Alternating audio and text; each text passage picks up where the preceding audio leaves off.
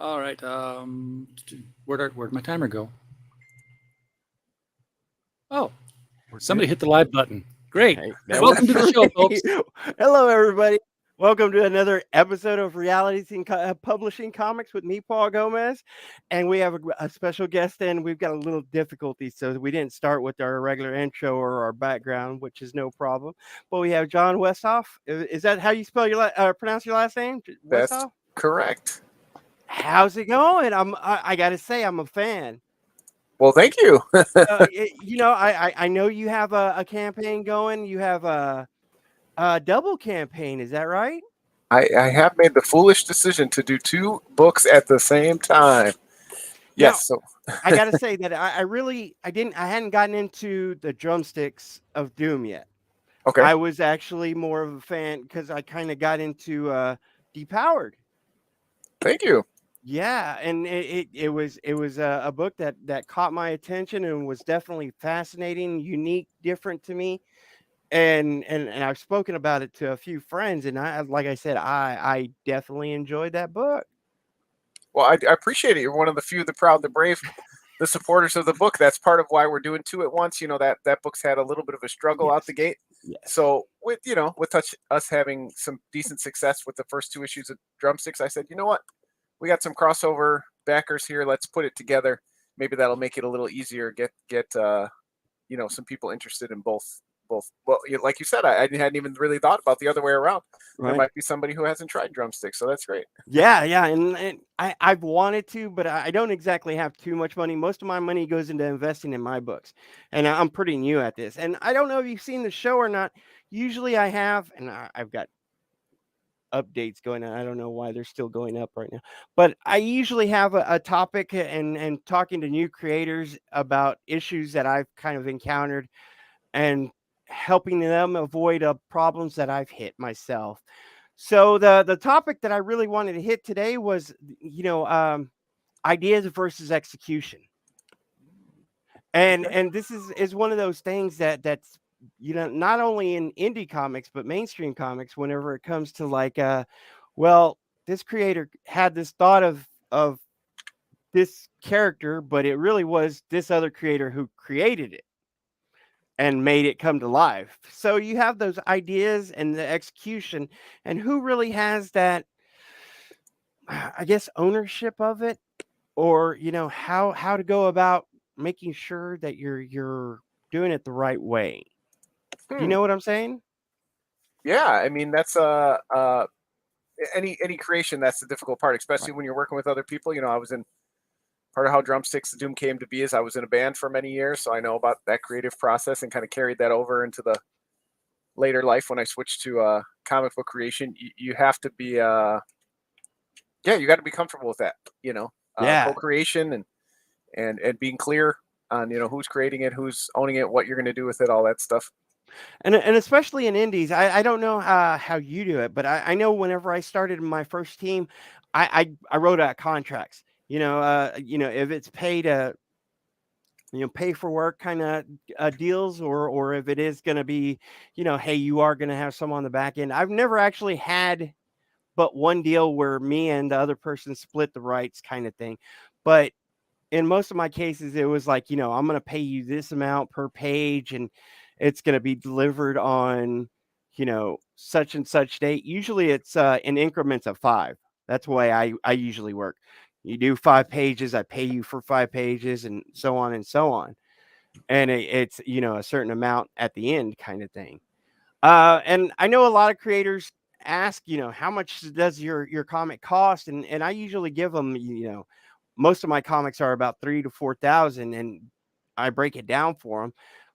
Uh, Usually, like a page costs me about 100 or so, and I tell them, I try to do it in 5 pages, so I'm doing about 500 a payment plan for my interiors kind of thing. But one of the things I always did was, these are my characters. And before I first started my first book, I kind of drew my characters myself and started taking pictures and timestamps so everyone couldn't say, this is the artist who drew them first. And I was like, well, here's my drawing of them. It's not great, but It's a drawing of them.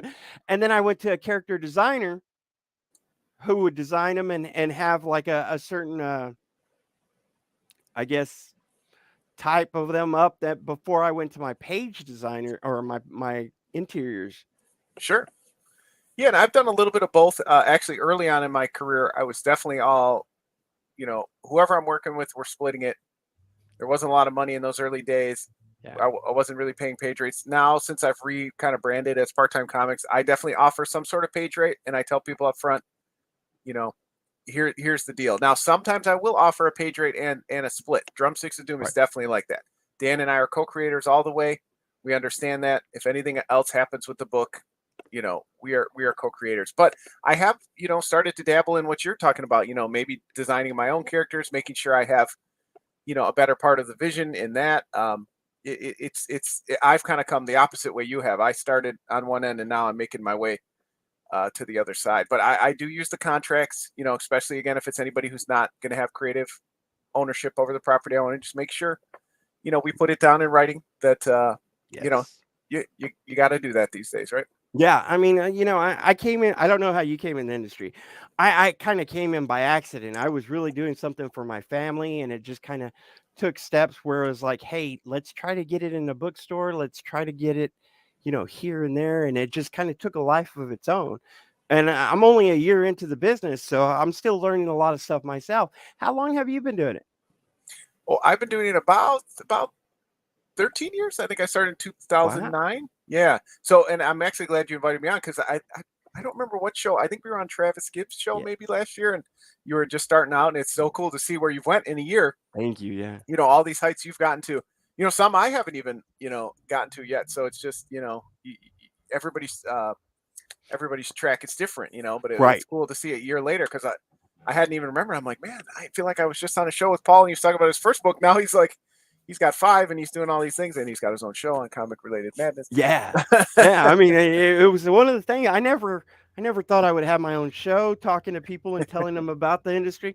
I never thought I would have my own comic, tell you the truth. A year and a half ago, never would have believed it. Yeah, no, I'm very happy for you. I know you were very excited. And I've obviously, we've been following each other on social medias. I've seen your steps along the way, but I just remember being on that show with you last year, and now look at that. It's great. Yeah, thank you. It just shows anybody you put the work in, you do it right, you treat your co-creators well. You can have, a voice in this industry. Like I always say, you may not ever, write for Dark Horse or Marvel or something like that, but comics is one of the few industries where, again, if you work hard enough and you have some talent, you can get your book on the shelf next to the Amazing Spider-Man. If I write the Amazing Paul Gomez comic, it might be up there on the shelves. Right. Maybe not every shelf across the country, but some.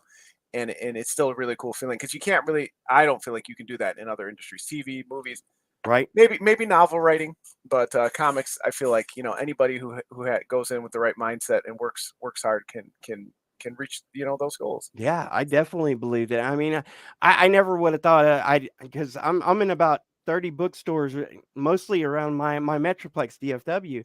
But it was one of those things that, I really wanted to hit that goal for my kids to see that we could do something that cool. But like I said, I've actually seen, Depowered, and I've been looking forward to these next issues.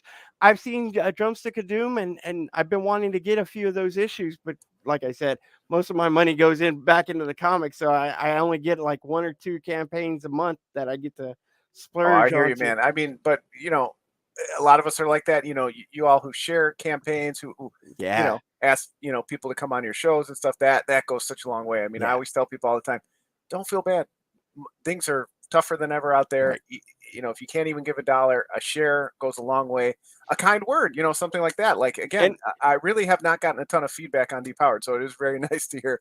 Yeah, no, I loved it. Yeah, no, and I also tell people, even if you can just do $1, even if you're putting $1 on your campaign, if you have that reach, other people will see that you're doing into that campaign. I haven't gone into your campaign just yet. I plan to. I definitely will, because like I said, I want to get Depowered issue 2, and I definitely want to get Drumstick a Dooms, but we'll talk about that a little bit more later. Let's talk a little bit about more of your ride in the industries. What problems have you been able to avoid, being in the industry this long?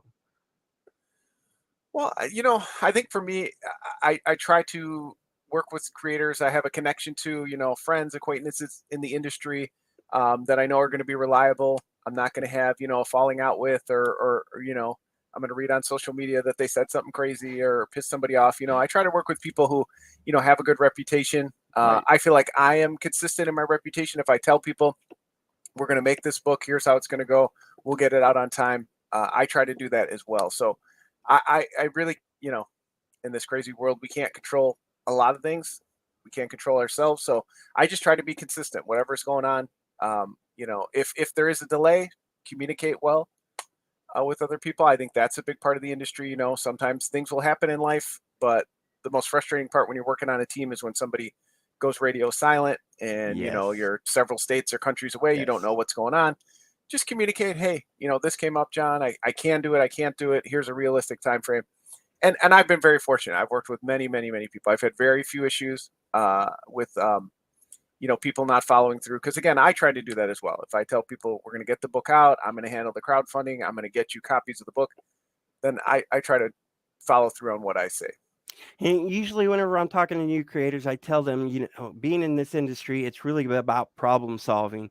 And my number one tip to them is, do your due diligence. Make sure you're learning what you need to do, but also learning the marketing aspect and the delivery aspect. That's definitely one of the things I try to tell new creators. If a new creator came up to you and asked you, what's the best way to start? What would you tell them? Well, it's something I heard early on and you kind of brushed it off. But I've just found over and over that it's true. The more people I talk to, start with a manageable story. Yes. 8 pages, 12 pages, a one shot. Don't launch your first project as your 60 page or 60 issue, 100 issue, Yes. opus. You will not get there. Maybe 1 out of 1,000 will, but again, that percentage is very small. If it's your first story, have a complete story, beginning, middle, and end. See how that whole process goes, and then build from there. Sure, you can leave like a cliffhanger at the end and say, hey, this could be more issues, but really do something contained. I mean, my first few stories were really very open. I was new to writing. I had really no aspirations to be a writer. Like I said at the beginning, I was really getting out of being in bands and looking for like a creative outlet. Had all these great friends online and said, hey, is anybody interested in drawing a book? If I was interested in that, writing, and somebody responded. He's been friends with me ever since. He was my co-publisher at Kingbone Press, Bob Ornelas. He thankfully did that, and we learned so much. But that story was very meandering, and he spent a lot of time on it, and I didn't put enough into the thought of where it was going. Right. And then the second one still was kind of like that too. So it took me a while to kind of find my legs and how to tell a story. And you really, I say all that to say you can do whatever you want, right? You can tell any story you want. You could draw the comic yourself, 100,000 pages, whatever you want to do. But realistically, I would set out with a small goal, see how it goes, accomplish it, and then move on to the next story or continue that story afterwards. Yeah, I mean, it's definitely a night and day thing. If you're starting with this grand opus that's like 100 issues and stuff, you have to understand what you're going in for, the cost and the punishment you're going to take just getting that lifted off the ground. I know Well, the time too, because depending on who you're working with, right? Like that was a big thing for me. I thought we'd be churning out pages like crazy, and I'm not realizing, hey, I'm working with, and hence the name of the company now is Part-Time Comics, because I've understood over the years a lot of us do this on the side, right?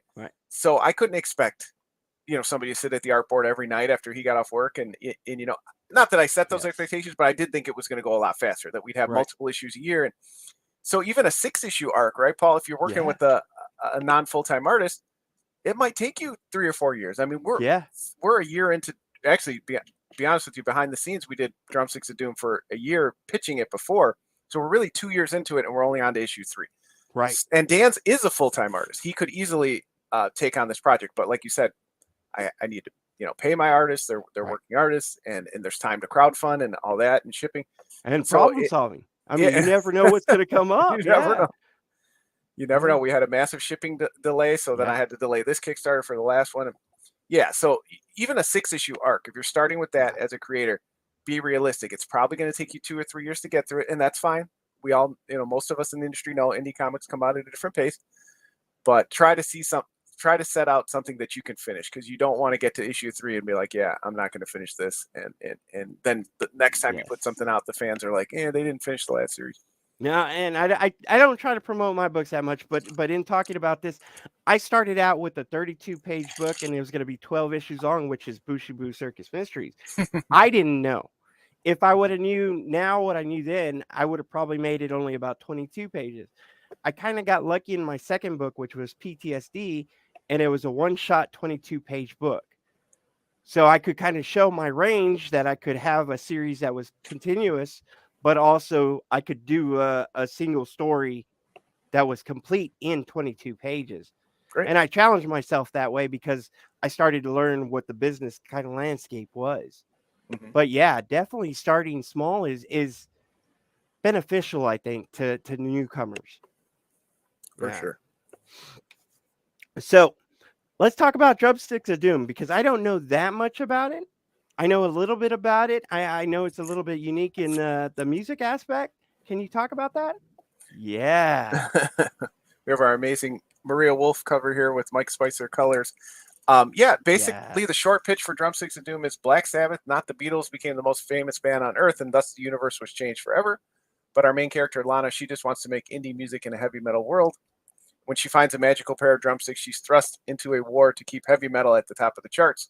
So it's kind of an Elseworlds tale and an alternate universe, Earth. What if all that stuff your aunts and uncles and grandparents told you would happen if you listen to heavy metal? Well, all that happened, right? Demons were summoned, and there's monsters around and werewolves. But life goes on. That's we still live on. So that's where the story really picks up when Lana finds these drumsticks and what do they mean. And again, I'm working with amazing co-creator artist Dan Doherty on it. We've been at it, kind of behind the scenes for 2 years. It's been, my most successful book in 12 or 13 years of doing this. So awesome. It's been great after all this time to really have a breakout success on Kickstarter, and we've got hundreds of people back in the books. It feels really good. That's amazing. Yeah. And like I said, I've seen it and I've seen the stages, I think, from issue 1 and 2. It looks beautiful. I mean, I love that Elseworld feel to it. Yeah. I wanted to work with Dan since we worked on a music anthology about 10 years ago called Banthology. Dan is also a working musician and artist. He still gigs out and plays. He plays guitar, he sings. So I wanted to work with someone who I knew had proficiency in music, who understood playing music, but also, who can draw. And thankfully his schedule was open. Again, I've known him behind the scenes, casually, but you never know how it's going to line up. And he's just amazing. The art, just blows me away every time he turns in a page. So at the very least, I this is not hyperbole. If you do back the book, you're going to get amazing world-class art from it. That's for sure. Okay. And so let's talk about the Kickstarter on that side. How do you run a 2-part Kickstarter? Do you have like certain tiers specifically for Drumstick? Yeah, so I do split it up. Just if there are backers, and we've had quite a few. Some just want drumsticks, some want depowered. But if you are one of our amazing backers, and again, over the last 3 years since I relaunched this Part-Time Comics, I have noticed that we've had a lot of repeat backers, and that's a great feeling. So You know what? If you're there at the same time, you can afford it. You can get both books; they'll be shipped to you at the same time. Part of it was I'm in the middle of both miniseries now. Right. Both of them are almost to trade. I knew in the schedule wise, I didn't want to run like 3 or 4 Kickstarters this year. So I was like, you know what? They're both almost done. Let's do them together and see how it goes. I've done that a few other times in the past to mostly to success, but there was a time where we launched multiple books and we did not. It was just kind of too much for people to go through. So it's not always easy, but I do think 2 books is a little easier. You can kind of pitch 2 at once, but anything more than that, it'd probably be a little too much. And you got 2 great books, so that's definitely a plus in that category. Depowered is about superheroes that kind of lost their powers. Is that right? That's right. Yeah, 20 years ago, a group of superheroes, mysteriously they got powers. Some sort of spark, something happened. But then 10 years ago, it disappeared just as suddenly. So a lot of the heroes are left to deal with that. It follows Dwayne Dax Jackson. He was kind of a mediocre superhero in his day, and now he's got even less to work with as he's trying to sell his tell-all book about the other superheroes to kind of make ends meet. And then, he runs into some nefarious characters at a local superhero convention, a lot like the comic conventions we go to. And, his life is turned upside down at that point.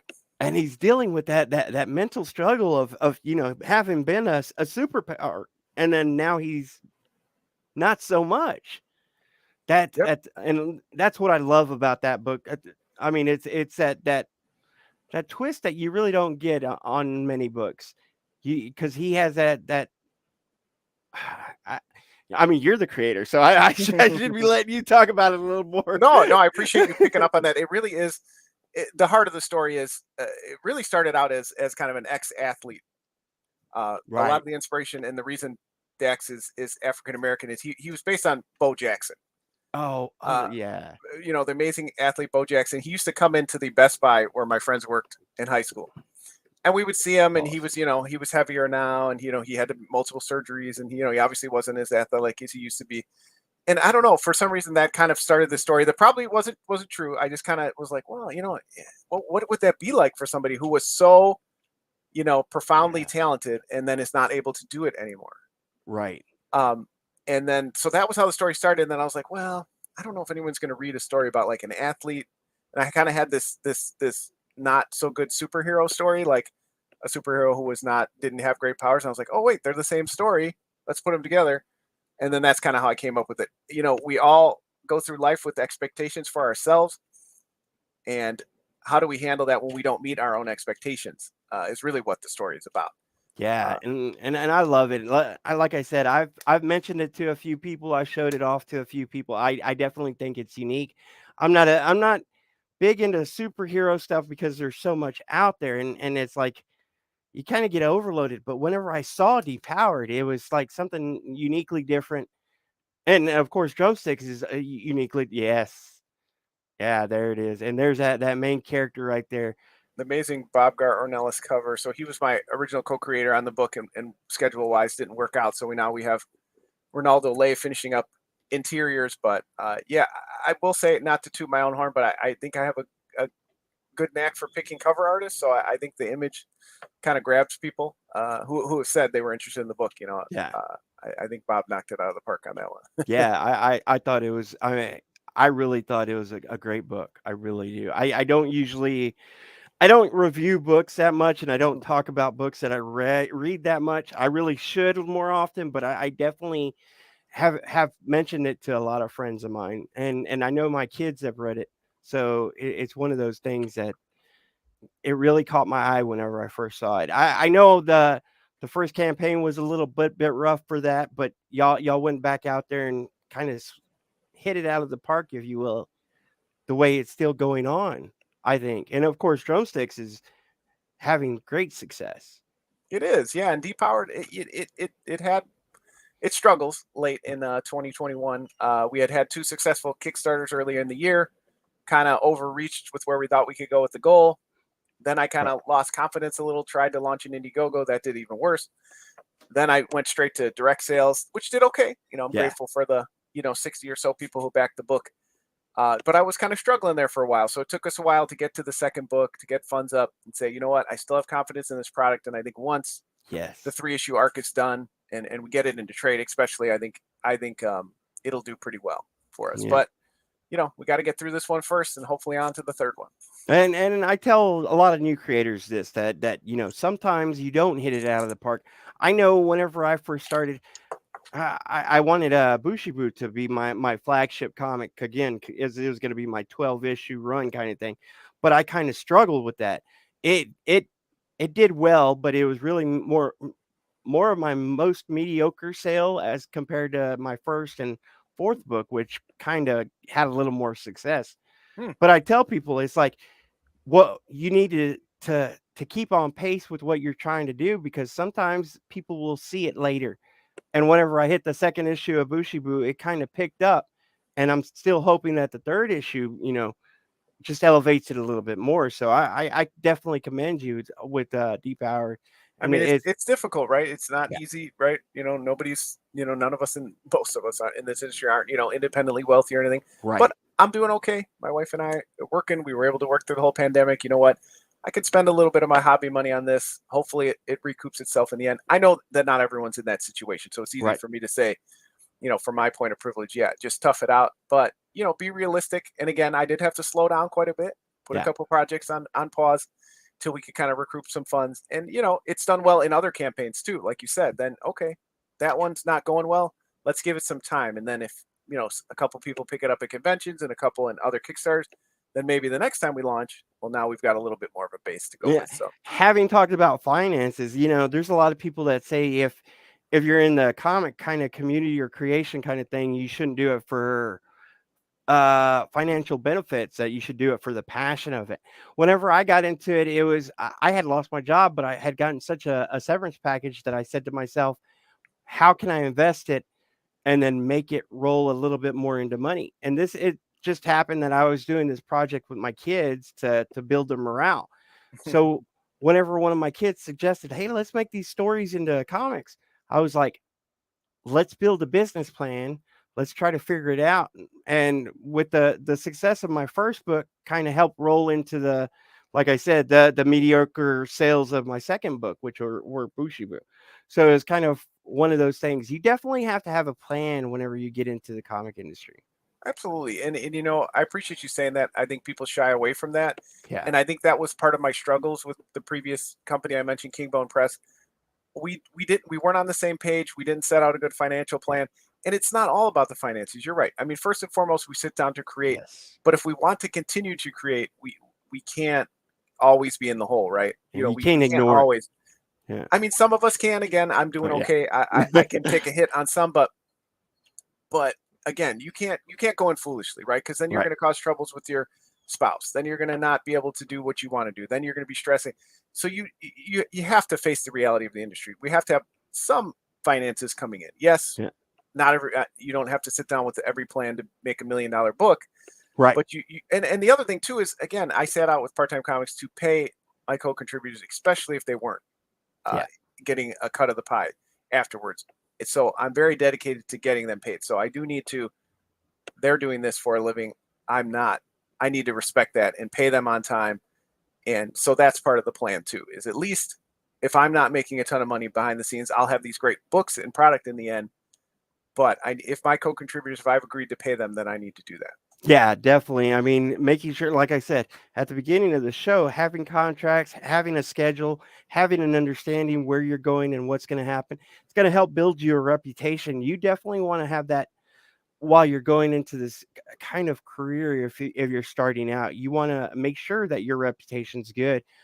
I've never released a book on Kickstarter until it was actually paid out. And that was one of my goals, that I wanted to make sure that all my artists were paid. That's And great. it's not that everybody can do that, but just have a plan going in.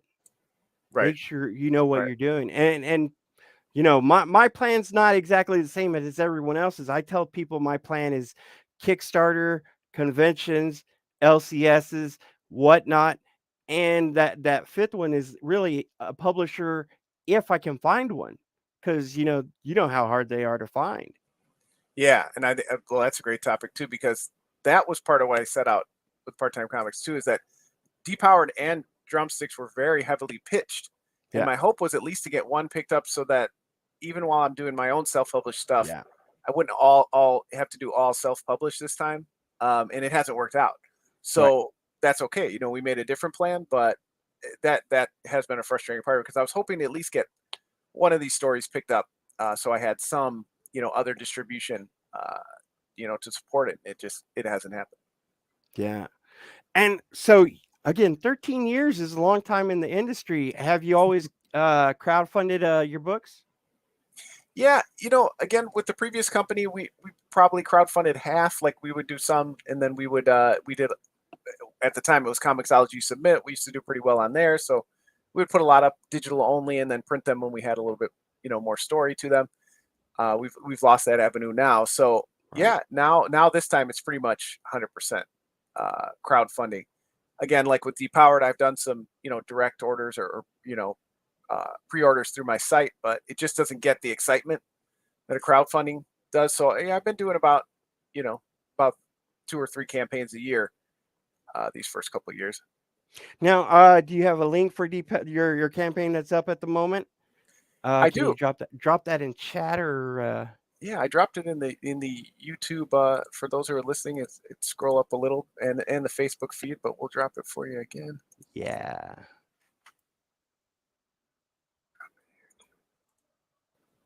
Yeah. And let me see. And now, again, with the show, I'm kind of new at it, so I mess up from time to time. Let me see if I can pull that up because I definitely want to. Oh, we got a couple people dropping it in there. Thank you so much.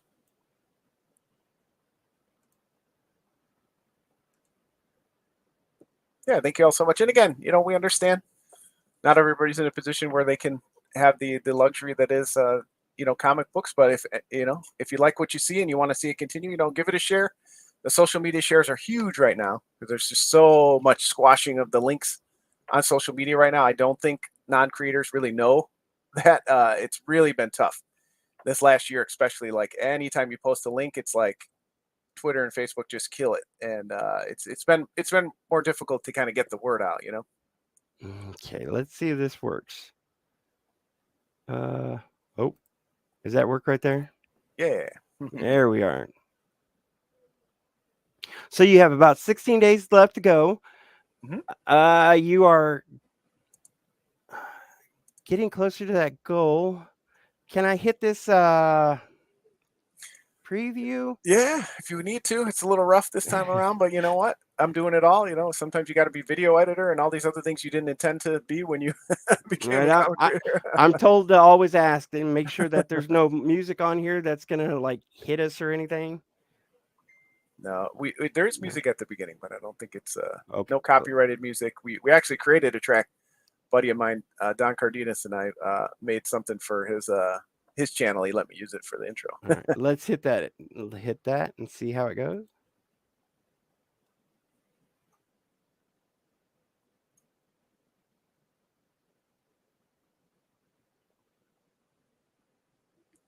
There should be sound, but it may not be coming through on your end. Can you not hear it?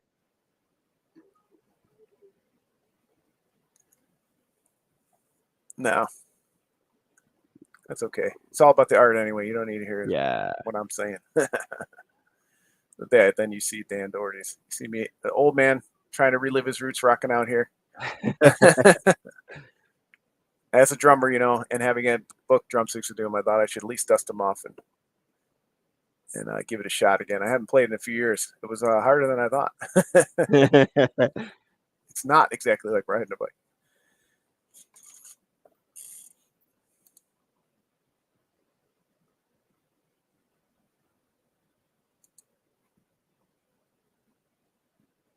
Nope. There's the sad shut-in his sweatpants behind the table. Yeah. Putting together that Kickstarter video, it's always there's always those last-minute things, and you feel like you have more time, and then you're like, oh, crud, I didn't finish the video. Now, you can't hear this? I can hear it. No, we can't. At least I can't. Hopefully they can on the. Well, this is great. I have to say that is great that you're talking in the video. I love the fact that whenever the creators at least say a few good words about themselves, because a lot of creators kind of shy away from being on the camera. Oh, and I despise it too. And definitely my early ones with King Bone Press I was nowhere near it. And I was like, you know what? I'm getting on in age. I got to get over some of this stuff. And again, You see my novice video editing skills, but you know what? We got it up there. Hey, it's definitely better than nothing. I mean, because you do see a lot of these kind of videos that don't really have much in there. And I always tell new creators, always put a video on your Kickstarter, whether it's just cheesy stuff. You talking and saying like 2 or 3 words, it's always great to put something on there. I think so. And it made sense. When I talk to people who've had a lot of success and they're like, there should be something about you, personalize it. And they're right. Because a lot of these campaigns, they are backing you, they're supporting you. This is Kickstarter is different than just pre-order sales, right? You're saying, hey, invest in my product so it can get out there, my project. And you do need to do that a little bit. So yeah, I don't try not to linger too long, but I do try to put my face on there. Okay, 2 new books, 5 total issues, 1 Kickstarter. This is Drumsticks of Doom issue 3 and Depowered issue 2. Yep, both are in the middle of their miniseries. Drumsticks of Doom is planned. The first arc is planned to be 4 issues. We'll see. It is, I feel like, a complete story in this arc. And part of that was when I started out, you mentioned budget and expectations. I really this time around wanted to do original graphic novels, and then when they didn't get picked up, I knew that the budget wouldn't be there. I don't really like floppies. They're not where I want to be. I like the graphic novel, but it doesn't always work out. So the first issue was really about 3 issues. Dan and I had a bigger story to tell. Now it's 4 issues, but I hope that will be a story where people could read that story and move on. But there is more story to be told. So Drumsticks of Doom, the next time we launch, will be issue 4 and the trade paperback, and then Depowered will be 3 issues and the trade paperback. So this is really a key point in both series, right? So that's part of why we're teaming them up. They're both in the middle of their runs here. That's Ryan Vella, artist out of Australia, who helped kind of do a dream Elseworld tale within the world. So that was cool to have him involved. Conan-esque, really cool, scratchy art he added to it. Yeah. We got amazing covers by Brian Chirilla, who's, an acquaintance of mine. He's worked with us on other books. He's a huge metal fan, so he was a natural fit for this book. Dan also did the first cover that you saw at the top, which is an homage to the Manowar album Hail to England. This is great. And this is 24 pages? Yep, it's 24 pages, 22 pages of stories, and I've been having some extras, some bonus stuff in the back as well. Pin-ups, and I've been doing some write-ups in the back as well. So yeah, 24 issues, 24 pages this time around. A sketch cover. That's definitely I always try to do a sketch cover. Yeah, I had never really done one before, and then I had an idea to do a kind of a spoof of the Metallica's Black Album. Yes. And I was like, oh, you know what? Can I do an all-black sketch cover? And then they would sketch it in gray ink or whatever. Yeah. And yeah, I hit up the company, and they're like, yeah, you can do it in whatever color you want. So yeah, I thought that was fun. And Depowered issue 2. This is 24 pages as well? 24 pages as well. This one's full color. We did go full color with Depowered. When Dan turned in his art for Drumsticks, I really felt like it gave me that heavy metal vibe and really popped in black and white. But in Depowered, I did feel like I wanted a more modern style. So we had the awesome Don Cardenas coloring, Ronaldo Lay's art, guest artist as well for a flashback story, John Bohr in there. He colored and drew that. So I like to get my longtime collaborators involved in a lot of my books too. Great variant covers. We have a variant cover for issue 1, which wasn't previously available. That's the action figure by David Jackson. Yeah. And then Chris Thomas Maw did our Herculean Dax cover variant for 2. And that's issue 1 right there. Yeah, the original cover by Bob Ornelas. Yeah, so we've got 5 issues again across 2 series. Can seem like a lot, but we have very affordable digital packages.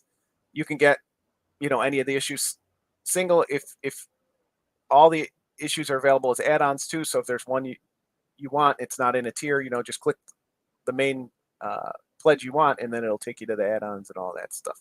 And I see Chuck is your editor. Is he your editor on both of these? Chuck is my editor on Depowered, actually. He came in about halfway through issue 1. I was talking to him and just seeing some of the cool stuff he was doing, becoming friends with him.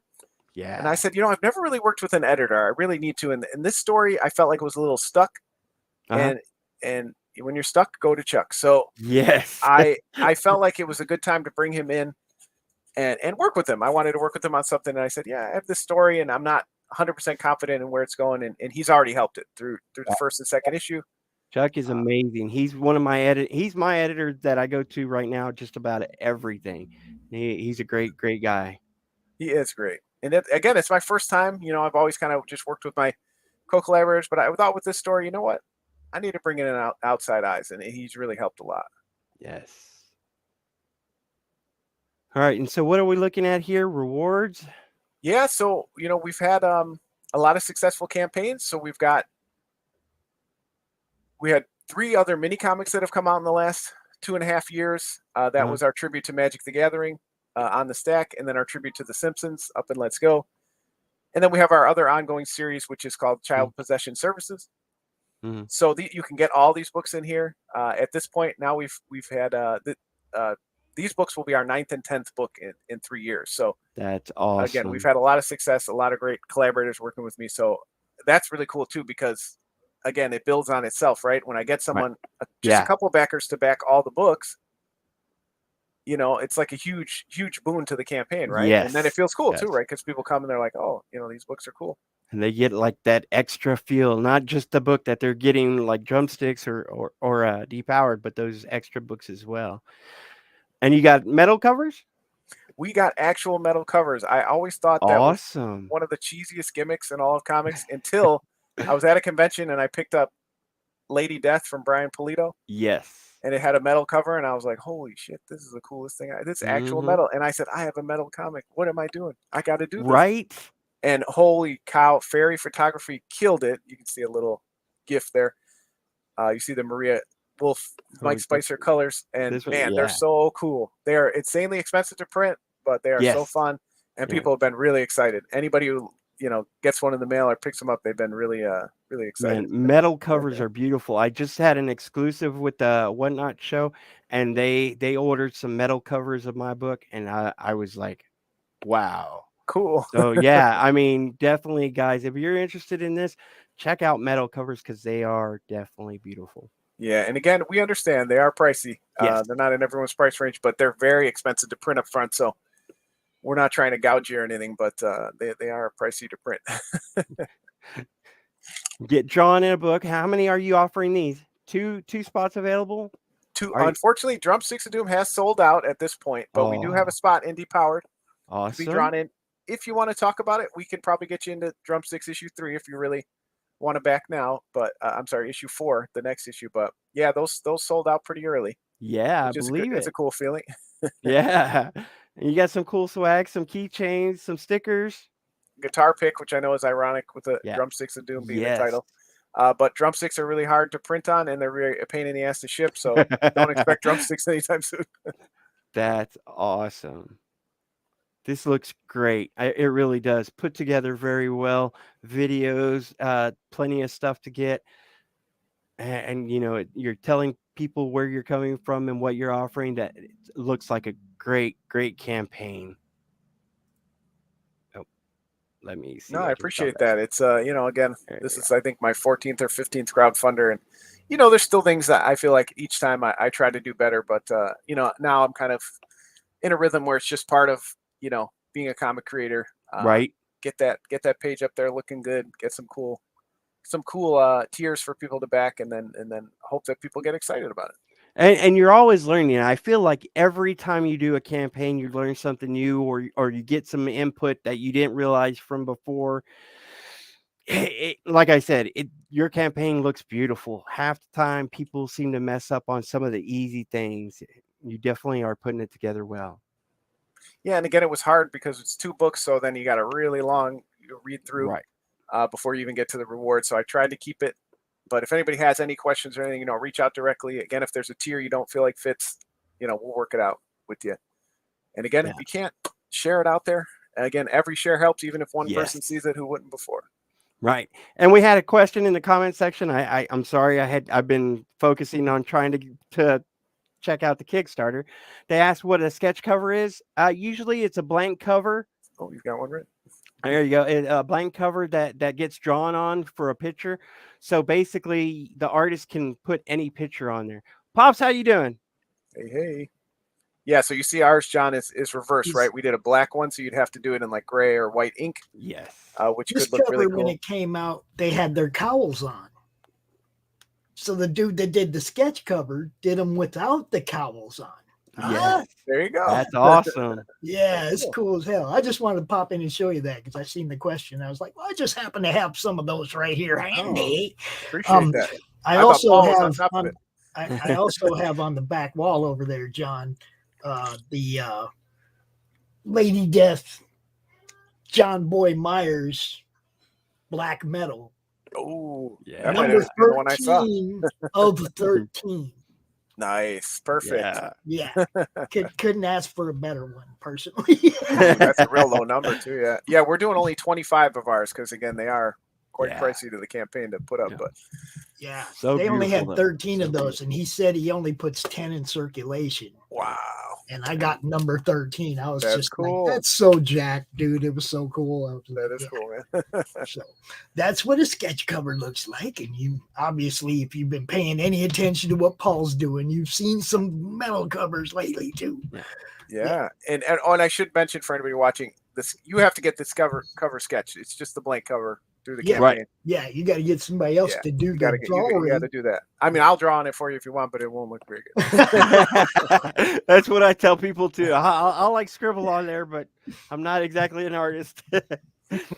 I'm gonna get out, but I just wanted to jump in for that.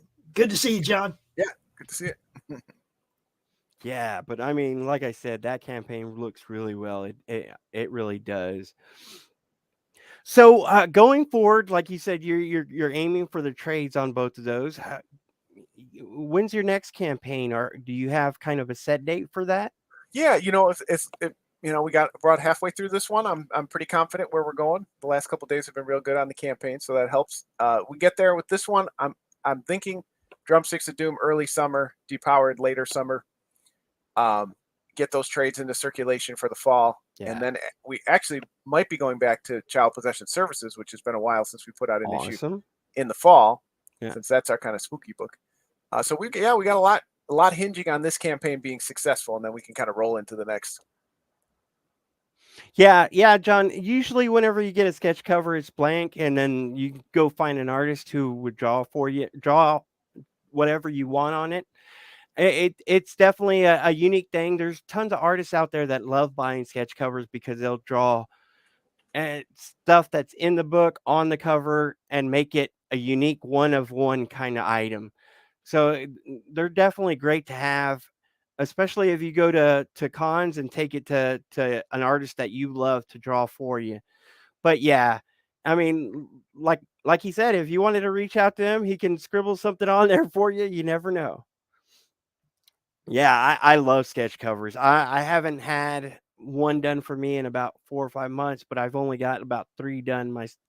Three done, and I'm actually trying to learn to draw so I can do remarks and stuff. And one of the goals is to try to do a sketch cover for a friend. Yeah. Oh, I think your mic. I do some quick sketches. I enjoy art, and I've tried over the years. I am definitely not, proficient enough, but I did some of the stickers that are in the campaign as part of the struggle with Depowered. Was kind of like, hey, I'm going to make some kind of inside joke, demotivational stickers. So I try to do it once in a while, just for fun. Like you said, maybe do a little wolf, little wolf drawing if somebody asks for it or something like that in one of the books in the future. That's awesome. So, okay, like we're coming close to the, we're about 10, 12 minutes away from the top hour. I want you to get your information out there. Where can people reach you? What are you, if they wanted to hire you on for anything, is there anything that you would like to let the people know? Yeah, so the best way to find us is Linktree/part-time comics with an X, no spaces or dashes. That leads to everything. But on most social media, we're part-time comics, again, with an X, except for Instagram, we're part_time_comics for some reason. But that's, where you can find me. I'm anti_drummer on Twitter. That's where I'm my preferred social media. I'm on there all the time, mostly like my friend John in the chat talking about Magic the Gathering. So if you want to talk about Magic the Gathering with me on Twitter, find me there. But yeah, I'm, always willing to share, as you are now, sharing your knowledge that you've learned in your first year plus now. I'm always happy. Jump in my DMs. You have a question about, hey, John, how much do you charge for shipping? Or do you use Gemini mailers? Or what should my page look like? I like sharing my knowledge. I'm not here to hoard it. So many people helped me early on, and I want to share that knowledge. So please, reach out if you have any questions about comic creation or again, Magic the Gathering. Which is on to my next subject. I used to be a huge Magic the Gathering fan. I haven't exactly been into it that much lately, but it's still fascinating to me. So what I guess what are the newest card lines? What are the newest decks? What are Oh you my playing? gosh. If you're Are you going to do if you anything with Magic the Gathering on your campaign? I've well, seen that done. we did have the two Magic the Gathering tribute zines. You know, I found I had so many people in my life that were Yes. artists or some sort of, you know, did some sort of creation, whether it was cosplay, whether it was, you know, alteration art, whatever. So a friend of mine, Tim Gadke, and I, you know, we set out to make a couple zines. We did that over the last few years. That was really fun. Again, I love Magic, and I just found that I had so many people that expressed their love for it through different art forms, whether it be, you know, prose or cosplay or whatever. So we put those together. Those are still available now. Love those books. I don't know if I'll go back and do a third one. I think we've kind of said what we needed to say there, but you never know. Magic, if you're out, I suggest staying out, because boy, is it crazy now. There's so many products. There's so much. I love it so much. I mean, I have, you know, a bunch of cards right here sitting on my desk. I love the game, but man, it can be overwhelming how much product there is now, because, you know, they sold to Hasbro years ago, and they've really just gone gung-ho into just get as much product out there. Now, of course, just like with comics, you don't have to buy everything, right? I'm not, but boy, it's hard because they put out so many cool stuff, so many different creatures and storylines and cool looking products and alternate art. They're really, I'm enjoying it. I enjoy playing Magic. I play it very casually now. I'm not, so what's your favorite deck? I mean, like I said, I haven't been in it in a long time. Mine was always a counter burn. Oh, nice. You're the enemy then. I'm more of a mid-range player. Like, you know, I want to put a big creature out and I want to attack you with it. I want to deplete your resources. You know, I'm a black-green kind of guy. Black-green, yeah. So that's my favorite, you know, decks is my Gitrog commander deck and my Doran the Siege Tower commander deck. Those are my favorite. But as you know, some of my buddies in chat, there's an alternate draft format called Cube where people make their own draft sets, and that's what I love to do. Just kind of play custom draft environments. Doesn't cost you anything but time. Have fun with your friends, and then you know, move on with your life. Yeah, definitely. I mean, I know a lot of comic readers and fans are kind of a Magic the Gathering fans as well, kind of mixed match, and you know that at a lot of LCSs they have tournaments and drafts, and it's great to get into. But man, is it pricey?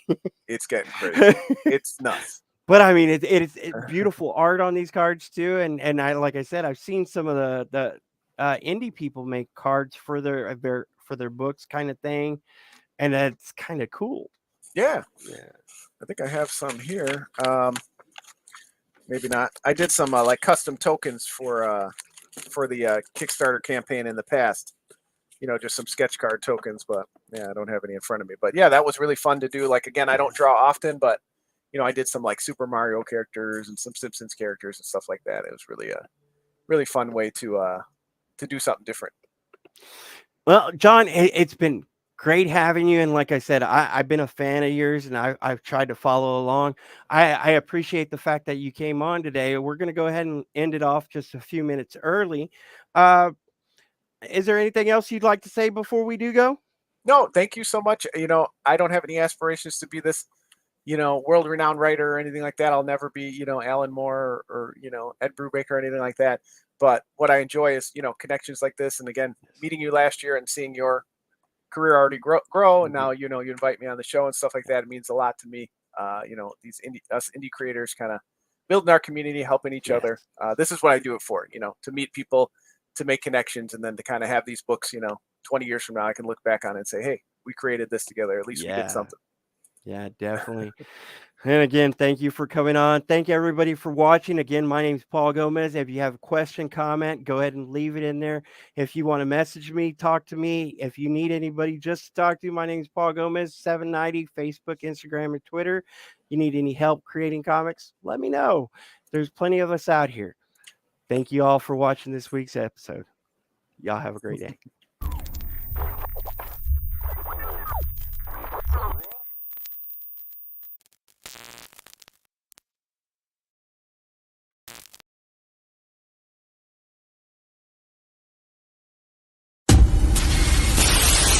Go.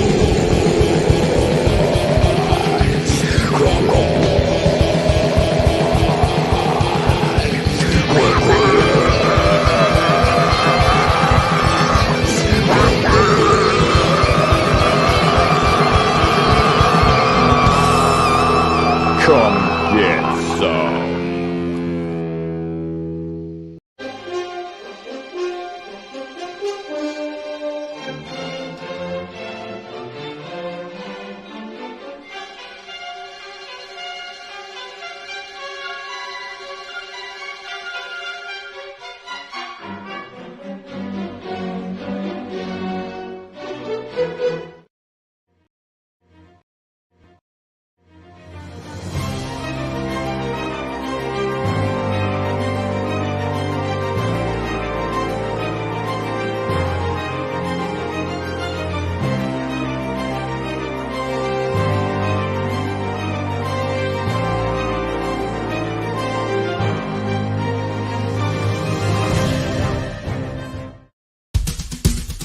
First world, come in and take a seat.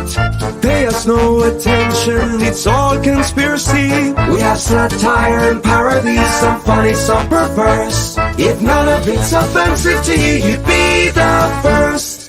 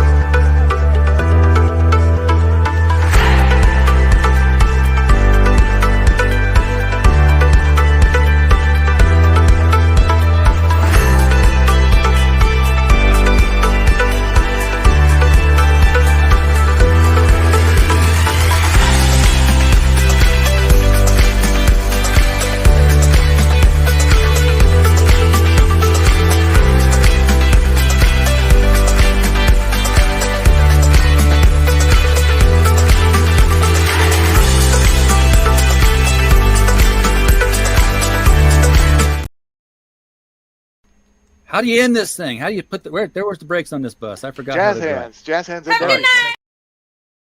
Comic Books for Kids provides comic books to kids in hospitals and cancer centers across the U.S. It's a place where we can all work together to make sure every child has a comic book. 100% of all proceeds go towards the kids. It's about making a difference, and while they're in the hospital, allowing them to fly like a superhero, battle dragons, or rescue teddy bears. We are in every state in the country and now support over 160 hospitals. Every month, we add